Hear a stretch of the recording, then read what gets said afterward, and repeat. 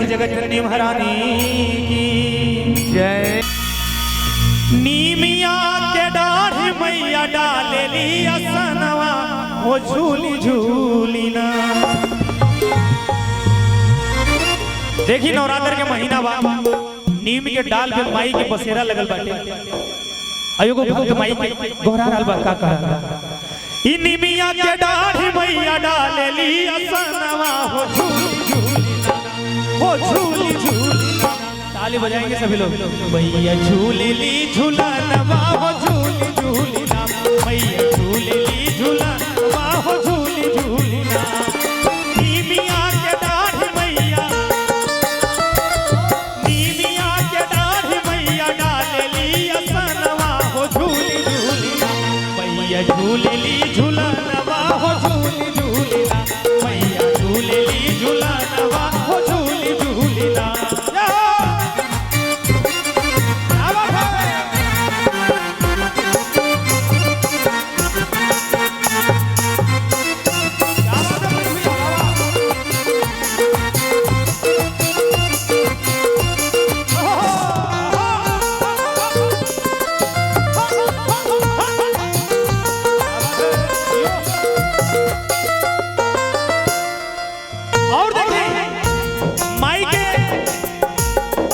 भजन के भाव भक्त कोना भाव में कैसे करा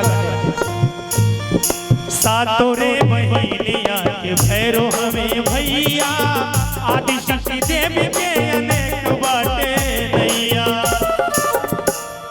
सातों रे बहिनिया के भैरो हमें भैया, आदि शक्ति देवी के अनेक बाटे। जेकरा सहारा नइखे,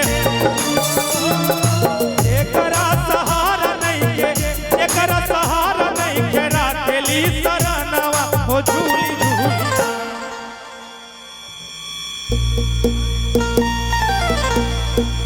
और हमारे बीच में आदरणीय तहसीलदार साहब उपस्थित हैं, श्री पद्मेश श्रीवास्तव सर। आपकी तरफ से 1100 रुपए का आशीर्वाद मिला है। आदरणीय तहसीलदार साहब का बहुत बहुत आभार। और एक बात बताऊं कि मैं पहली बार तहसीलदार साहब जब से यहाँ पे अपॉइंटेड हुए, मैंने पहली बार इनको तब देखा जब यहाँ पे सुंदरकांड का एक यज्ञ हम लोगों ने संकल्प लिया। तो जिस दिन पहला सुंदरकांड था उस दिन सर यहाँ मुझे वास्तव में अच्छा लगा कि इतने व्यस्ततम पद पर होते हुए भी आपने पूरा सुंदरकांड हम लोगों के साथ गाया और आरती के उपरांत आपने यहाँ से प्रस्थान किया। निश्चित रूप से सरकारी पद पर बैठा व्यक्तित्व अगर धार्मिक हो तो शायद सरकारी विभाग पर उंगलियां उठना बंद हो जाएगी। सर के व्यक्तित्व से मैं वास्तव में इस दिन इतना प्रभावित हुआ था, मुझे वास्तव में बहुत अच्छा लगा था। सर ने अपना कीमती समय दिया हम सारे लोगों को आशीर्वाद देने के लिए। सर का बहुत बहुत आभार। रुद्राक्ष बैंड की तरफ से मैं आपको प्रणाम निवेदित करता हूँ। और भाव सुनिए। माई की भाव इस सातों रे बहिनिया के भैरो हमें भैया, और आदि शक्ति देवी के अनेक बाटे नैया। जेकर केहू ना होला, जेकरा सहारा नहीं खेरा खेली सरनवा हो झूली झूली, मैया झूलेली झूलनवा हो झूली झूली ना, मैया झूलेली झूलनवा हो झूली झूली ना।